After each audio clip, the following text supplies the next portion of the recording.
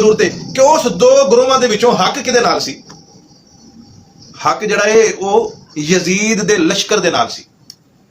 خلیفہ وقت دے مقابلے چ جڑا خروج کرے گا، صحیح حدیث ہے، اللہ دے رسول دا فرمان ہے کہ جڑا خلیفہ دے مقابلے چ دوسرا خلیفہ اپنی بیعت دا اعلان کرے، اس نو پکڑیا جائے، اس دے خلاف قتال کیتا جائے، اس نو قتل کیتا جائے۔ مدینہ دے اندر دو گروہاں نے بغاوت کیتی، اے مجرم لوگ سن، بغاوت کرنے والے غلط سن، حق یزید دے لشکر دے نال سی، اے گل دسن والی ہے۔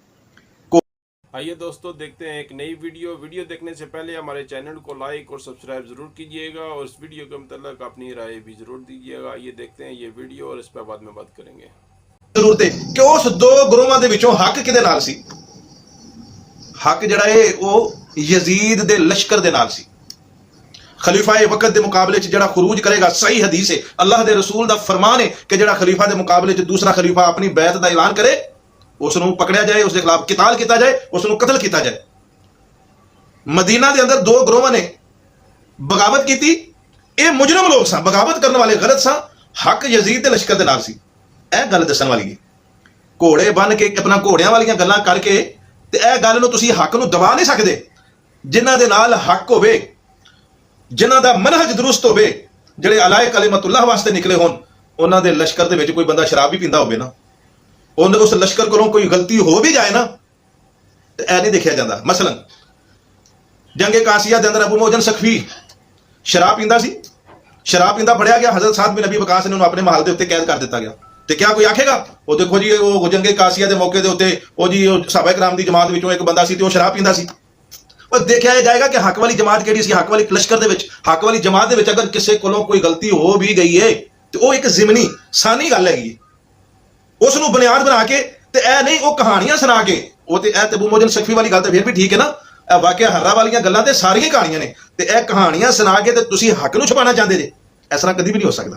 قرآن دی کوئی ایک آیت ایسی لیا کے دے جس دے اندر یہ ثابت ہوئے کہ مدینہ دے بغاوت کرنے والے جڑے لوگ سن وہ حق تے سن، تو پھر ٹھیک ہے، پھر اسی تہاڈیاں گلاں بھی من جاں گے، گھوڑے بنے گے سن، ظلم ہویا سی یار، انج نہیں سی کرنا چاہیے، کیوں وہ حق تے لوگ سن مدینے والے۔ او بھائی جدوں وہ ہے ہی مجرم نے، جدوں انہاں دا فعل ہی غلط ہے، جدوں انہوں نے ایک بغاوت کر دیتی خلیفہ دے خلاف، تو پھر جو مجرم دی سزا ہے، جو ایک باغی دی سزا ہے، وہ تو انہوں نے ملنی چاہیے تھی۔ یزید جیسا کیسا بھی تھا، کافر، مشرک، اور جو ذاکر آج یزید کو گالیاں دیتے ہیں یہ مشرک ہے، یہ بد عقیدہ ہے، ان کا کفر کھلا ہوا کفر ہے۔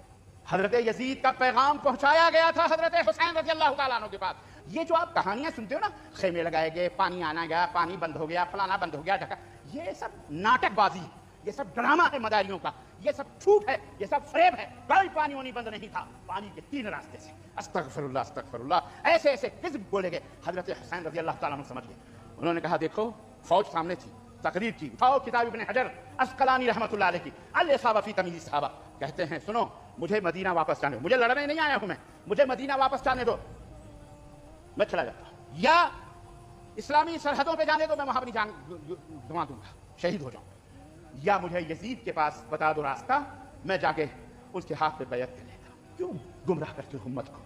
حضرت حسین لڑنے نہیں گئے تھے، حضرت حسین یزید کے باغی نہیں تھے۔ اور چاہو مجھے کوئی ایک روایت حضرت حسین کی بتا دو جس میں انہوں نے یہ کہا ہو کہ میں نے یزید کی ہاتھ پہ بیعت نہیں کرنی۔ عبید اللہ جو ابن زیاد تھا بدبخت، اس نے حضرت حسین کو یہ کہا کہ بغیر کسی شرط کے حضرت حسین کو گرفتار کر کے لاؤ اور میرے ہاتھ پر بیعت کراؤ۔ یہ رسول اللہ صلی اللہ علیہ وسلم کے نواسے کی توہین تھی کہ آپ صلی اللہ علیہ وسلم کے نواسے ہیں اور ان کے ساتھ ایسے معاملہ کیا جائے جیسے کہ عام شخص کے ساتھ معاملہ کرتے ہیں، ان کو گرفتار کر کے معاذ اللہ گھسیٹ کے لاؤ اور میرے ہاتھ پر بیعت پر کیا کرو، ان کو مجبور کرو۔ حضرت حسین رضی اللہ تعالیٰ عنہ کا کربلا کے میدان میں موقف یہ تھا کہ میں اگر بیعت ہوں گا تو ڈائریکٹ یزید کے ہاتھ پہ بیعت ہوں گا جو مسلمانوں کا خلیفہ ہے، ابن زیاد کے ہاتھ پر بیعت نہیں ہوں گا۔ یہ نہیں آکھنا یزید کی بیعت کرنے والوں پر لعنت، کیوں؟ یزید کی بیعت صحابہ بھی کی تھی، اہل بیت بھی کی تھی۔ واقعہ کربلا میں یزید نے حضرت حسین کو شہید کروایا تھا۔ میرا بھائی بات یہ ہے کہ اقتدار تو یزید کا تھا نا، حکومت اسی کی تھی، گو اس نے نہیں کہا کہ شہید کرو۔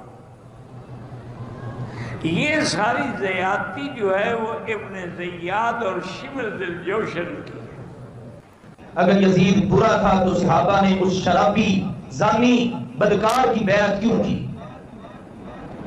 سنی مسلمان ذرا غور کریں اس بات پر، اتنی بڑی تعداد میں صحابہ بیعت کریں۔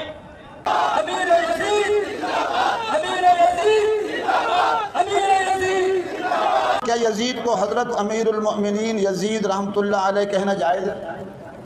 تو میری اس بارے میں جو رائے ہے اور استخارے کے بعد رائے ہے کہ ہمیں محتاط انداز میں ایک دو الفاظ ضرور کہنے چاہیے۔ وہ لفظ آپ اور زیادہ نہیں تو کم از کم اتنا کہنا چاہیے کہ حضرت یزید رحمۃ اللہ علیہ، حضرت یزید رحمۃ اللہ علیہ کہنا چاہیے۔ یہ 3 شرطیں حضرت حسین رضی اللہ تعالیٰ عنہ نے پیش، ظاہر بات ہے تیسری شرط ایسی شرط تھی جو مان لی گئی کہ مجھے یزید کے پاس لے چل۔ جو مارنے والے تھے، جو قتل کرنے والے تھے، جو خیمے لوٹنے والے تھے، جو آگ جلانے والے تھے، وہ سارے بچ گئے اور الزام سارے کا سارا وقت کے حکمران کے سر پہ ڈال اس نے کی۔ اور اس ظالموں، امام حسین کو تمہارے ماموں نے مروایا تھا، بے شرمو جھوٹ باندھتے ہو اہل کوفہ کے اوپر۔ اہل کوفہ تو مخلص تھے مولا علی کے بھی اور سیدنا حسین کے بھی، وہ تو شیعان علی تھے، وہ لوگ تھے جنہوں نے جنگ جمل، جنگ صفین، نہروان مولا علی کے ساتھ مل کے لڑی ہوئی تھی۔ بعد میں سیدنا حسن کے ساتھ صفین پارٹ 2 ہونے والا تھا، جو آپ کو یہ ناسبی دھوکہ دیتے ہیں کہ جی وہ حضرت حسن نے صلح کر لی تھی حضرت معاویہ کے ساتھ۔ صلح نہیں، وہ لڑائی کے لیے گئے ہوئے تھے، بخاری میں موجود ہے۔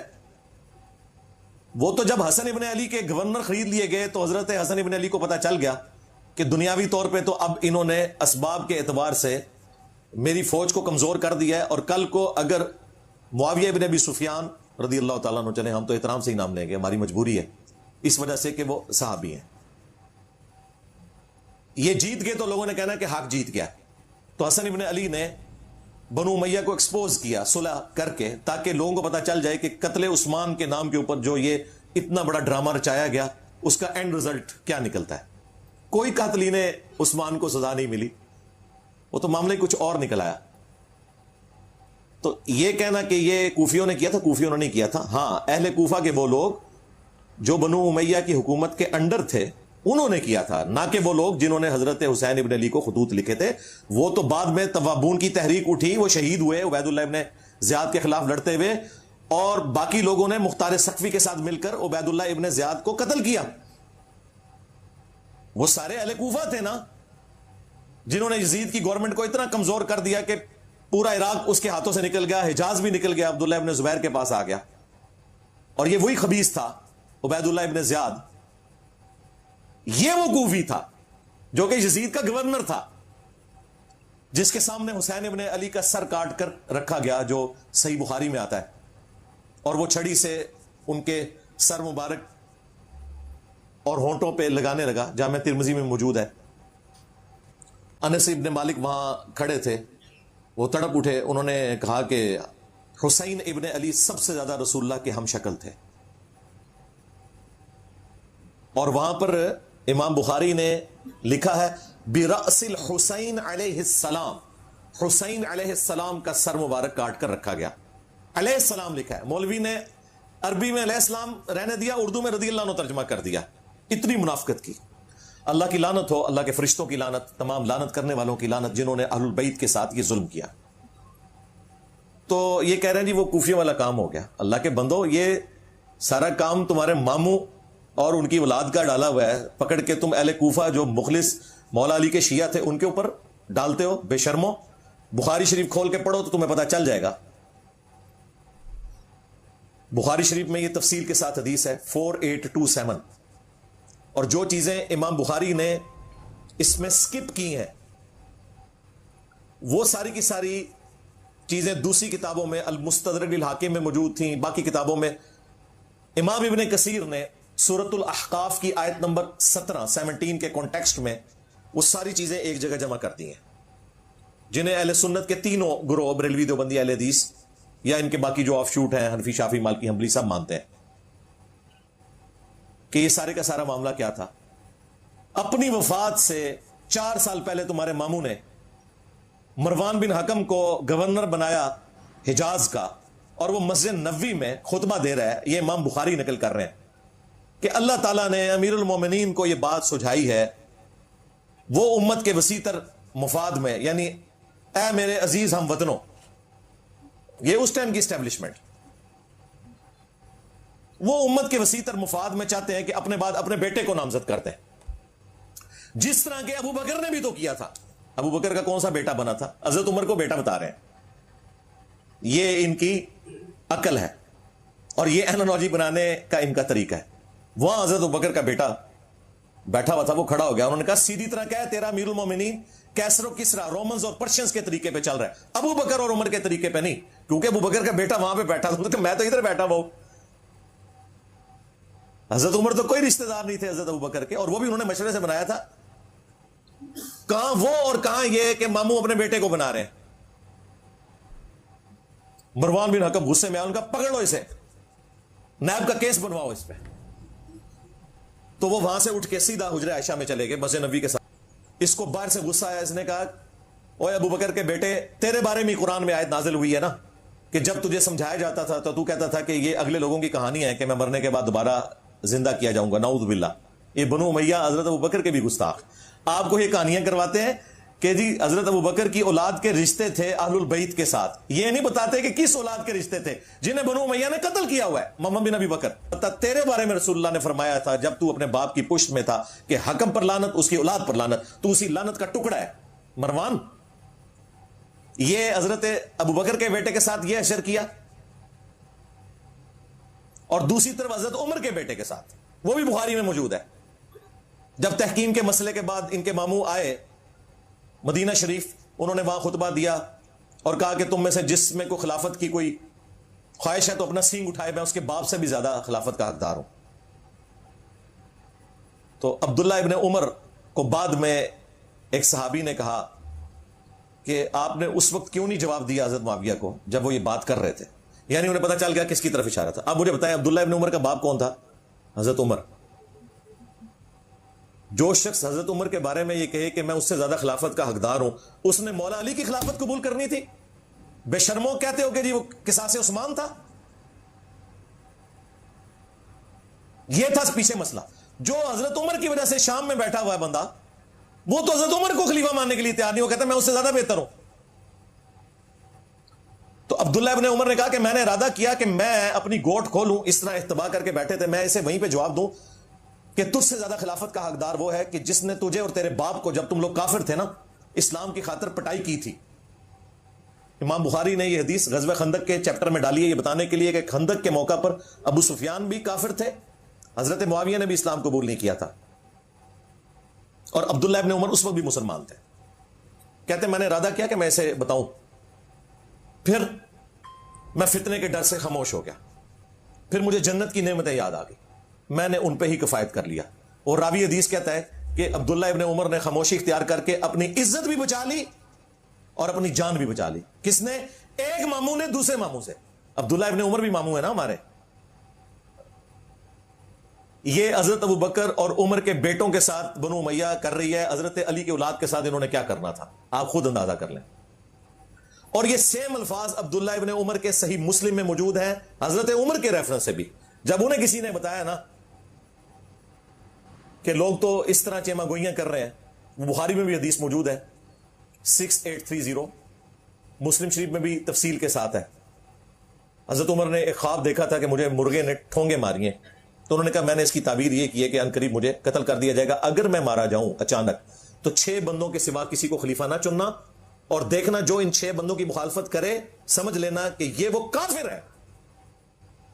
یہ اتنے سخت الفاظ ہیں کہ جن کو اسلام کی خاطر میں نے مارا ہوا ہے، وہ جملے سیم ریپیٹ کیے۔ حضرت عمر کا ویژن پہلے ہی تھا، ان کو پتا تھا کہ کون مخالفت کرے گا خلفائے راشدین کی۔ تو بخاری میں ان 6 بندوں کے نام بھی ہیں، مسلم میں صرف 6 بندوں کا ذکر ہے۔ بخاری میں جب ان کو زخم لگا اس 6 بندوں میں فرمایا علی، عثمان، طلحہ، زبیر، عبد الرحمن بن عوف اور سعد بن ابی وقاص رضی اللہ عنہم اجمعین وعلیہم السلام اجمعین۔ خیر یہ ٹاپک الگ سے ہے، اگر یہ عبد الواحد قریشی بل شٹ نہ کرتا تو میں انہیں ان کے ماموں کی حقیقت اس موقع پر نہ بتاتا. میرا دل نہیں تھا کہ میں اس ٹاپک کو چھیڑتا. ابھی بھی بہت کچھ ہے. اس کے لیے آپ ہماری ایک ویڈیو دیکھیں, پچھلے محرم میں نے ریکارڈ کروائی تھی, کربلا کیوں ہوئی. 2 ملین سے زیادہ لوگ دیکھ چکے ہیں. اور ایک اس محرم میں یزید کے 10 جھوٹے دفاع. یہ 2 ویڈیوز دیکھ لیں, آپ کو پوری گیم سمجھ آ جائے گی کہ یہ لوگ طریقہ واردات کیا رکھتے ہیں. خود یہ قاتلین کے ساتھ ملے ہوتے ہیں اور الزام کسی اور کے اوپر لگا دیتے ہیں. اب یہ سارا وہابی فرقہ سعودیوں کے ساتھ ملا ہوا ہے, اور سعودیہ کس کا ایجنٹ بنا ہوا ہے وہ آپ کو پتا ہے, امریکہ کا, اسرائیل کا, اور الزام لگا رہے ہیں ان کے اوپر. خیر پھر ٹاپک دوسری طرف چلا جائے گا. میں اتنی خوراک دیتا ہوں, یہ خوراک ضروری تھی اس موقع کے اوپر, کیونکہ انہوں نے بکواس اتنی بڑی کی تھی.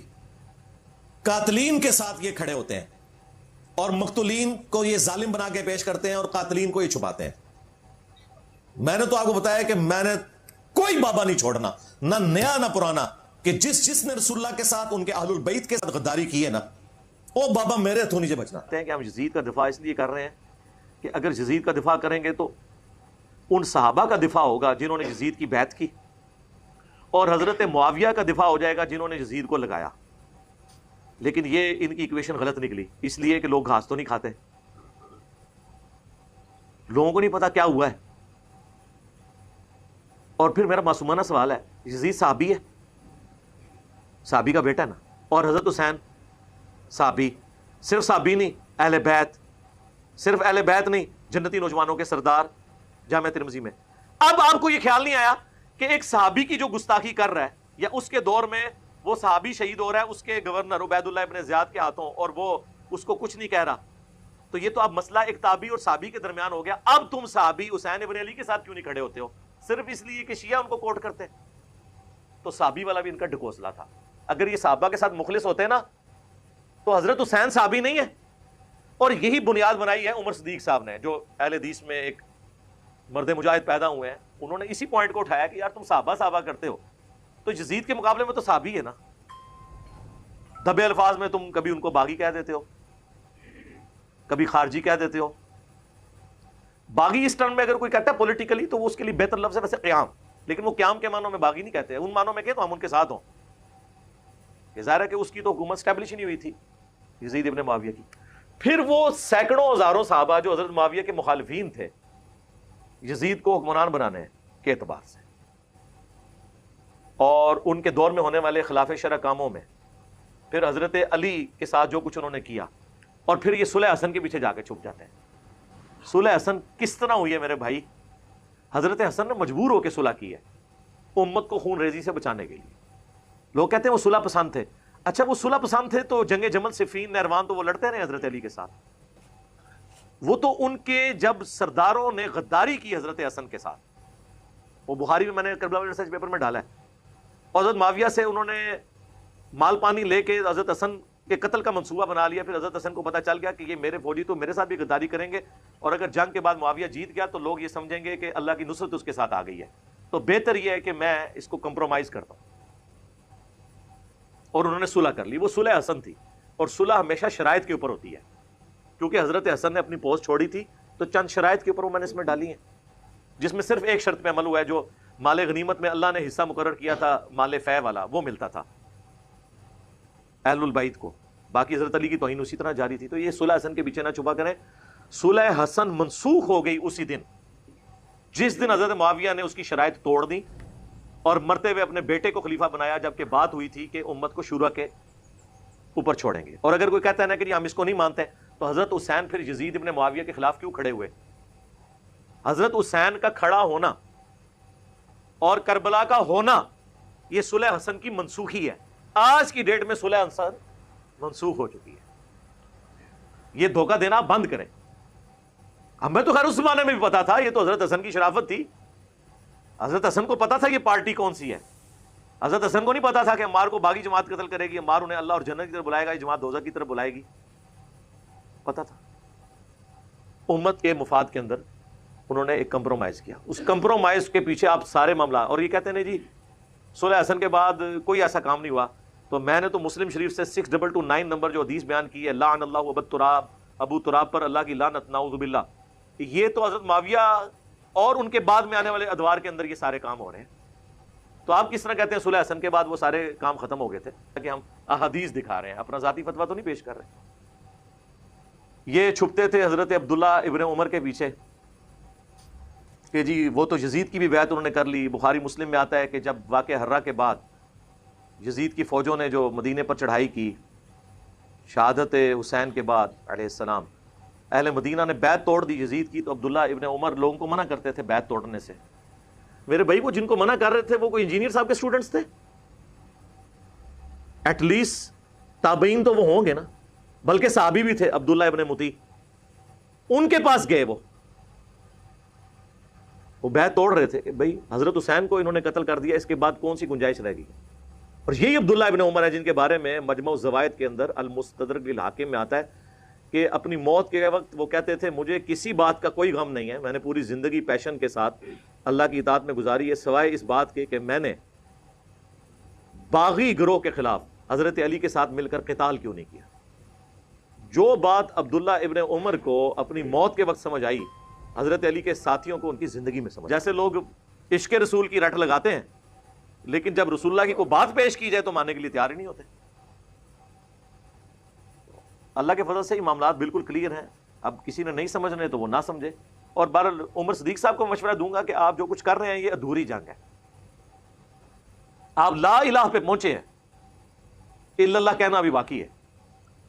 یعنی میں صرف اگزامپل کے طور پہ کہہ رہا ہوں کہ ابھی آپ نے یزید کو کنڈیم کیا لیکن اصل مسئلہ پیچھے سے خراب ہے. اور میں آپ کو بتاؤں ان کو یہ بھی پتا ہے کہ پیچھے سے خراب ہے، صرف وہ بیان نہیں کرتے. ہمارے پاس فرسٹ ہینڈ نالج ہے ان کی طرف سے نہیں. کتنے اہل حدیث علماء ہیں جنہوں نے اپنی نجی محفلوں میں ہمارے اسٹوڈنٹس کے سامنے، جو جن کو ان کو پتہ ہی نہیں تھا کہ ہمارے اسٹوڈنٹس ہیں، یہ کہہ دیا کہ تانوں دسی اندر دی گل عمر صدیق دا حضرت معاویہ دے بارے وہی عقیدہ ہے جو مولانا اسحاق اور انجینئر صاحب دا ہے، لیکن اسی ڈردے دس دے نہیں کسی نو. صاحب سے گزارش کرتا ہوں کہ آپ سیدنا حسین رضی اللہ تعالیٰ عنہ کا سن شہادت بتائیں اور اس وقت حاکم کون تھا یہ بتائیں، اور پوری دنیا میں سے مخطوطوں کے ذخیرے کھول کر بھی ایک روایت نکال دیں کہ نبی علیہ السلام کا مظلوم بیٹا شہید کیا گیا ہو اور حاکم وقت اس سے بری ذمہ ہے. بلکہ میں یہ کہوں گا کہ حاکم پر رعیہ کی جو ذمہ داری ہے اس کے بارے میں احادیث سنائیں، اور پھر یہ بھی بتائیں کہ ان کے قتل مظلومانہ شہادت پر کسی کو گرفتار کیا گیا ہو، معدول کیا گیا ہو، یا کسی کو کوئی سزا دی گئی ہو. تو انصاف و عدل والی بات کرنی چاہیے. انصاف و عدل والی وہ بات کیا ہے جو ہمارے اسلاف یزید بن معاویہ کے بارے میں موقف رکھتے ہیں وہی کہیں، کوئی نئی بات نہ کہیں.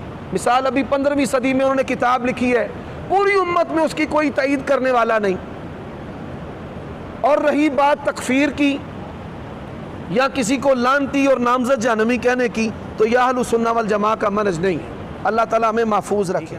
مفتی عبدالرحمان عابد صاحب نے رات کو ایک ویڈیو بیان ریکارڈ کروایا جس میں امیر المومنین یزید رحمہ اللہ اور ان کی انہی الفاظ کے ساتھ پورے بیان میں ان کی تائید بھی اور ساتھ یار ہم کافر نہیں کہتے، لیکن آپ دیکھیں نا حافظ ابن حجر، امام ذہبی اور ان جیسے جتنے بھی ائمہ ہیں انہوں نے یہ الفاظ ترہیم کے رحمہ اللہ کے ان کے لیے لکھے نہیں ہیں. آپ دیکھیں میں ہمیشہ دو پہلو ذکر کرتا ہوں. لوگ جو ہیں اس کو کاٹ کر اپنے مقصد کے لیے استعمال کرتے ہیں. جو لوگ یزید کی تکفیر کرتے ہیں اس کو کافر کہتے ہیں، تو ہم کہتے ہیں کہ اگر وہ کافر تھا تو زین العابدین نے ان کے ہاتھ پر بیعت کیوں کی؟ اب کوئی اس کا مطلب یہ لے لے کہ وہ واقع حرہ سے یا مکہ پر سنگ باری سے یا اہل بیت کی شہادت سے بری ہے، تو ایسا بھی نہیں ہے. وہ ذمہ دار ہے بحیثیت حاکم. اس نے کس کو معزول کیا، کس کو گرفتار کیا، کس کو سزا دی. تو یہ بھٹو دور کے بعد جب سپہ صحابہ اور سپاہ محمد شیعہ سنی تحریکات بنی ہیں، پاکستان کے امن کو یا پاکستان کو تباہ کرنے کی سازش جو عالمی کی گئی ہے، اس کے زیر اثر چھپنے والا لٹریچر جو پھیلایا گیا اور اس کو پڑھ پڑھ کر لوگوں کا دماغ جو ہے وہ خراب ہوا ہے. منکرین حدیث جتنے بھی ہیں وہ سب یزید کے حامی ہیں اور سیدنا حسین اور اہل بیت کے مخالف اور دشمن.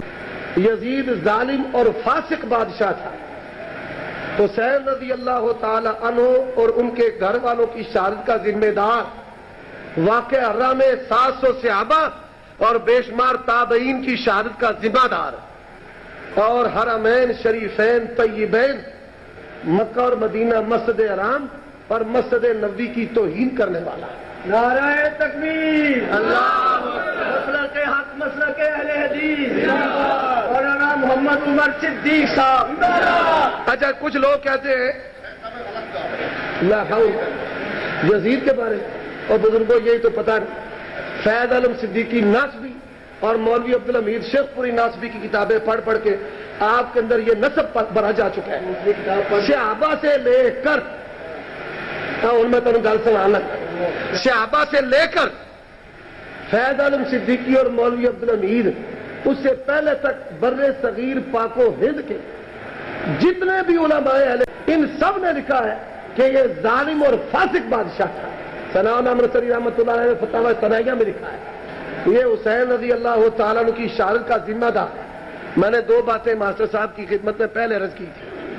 پہلی بات کہ اگر یزید حسین رضی اللہ تعالیٰ عنہ کی شہادت میں شریک نہیں تو سر وٹ کے عبید اللہ بن زیاد یزید کو نہ ہوں کالے باغل نکل جاتا اور منہ سے جھوٹ بول دے رہے حالاتوں واقعہ جھوٹ نہیں بولتے. دوسری گل سزا کوئی نہیں دیتی مجرم سامنے کھلوتا ہے. اگر جو نادم سی تے شرمندہ سی یا عمل کام غلط ہو گیا تو عبید اللہ بن زیادہ گاتا لاندہ تو پتہ لگ جاتا بھائی قتل کرنے والے دی جزا کتب علیہ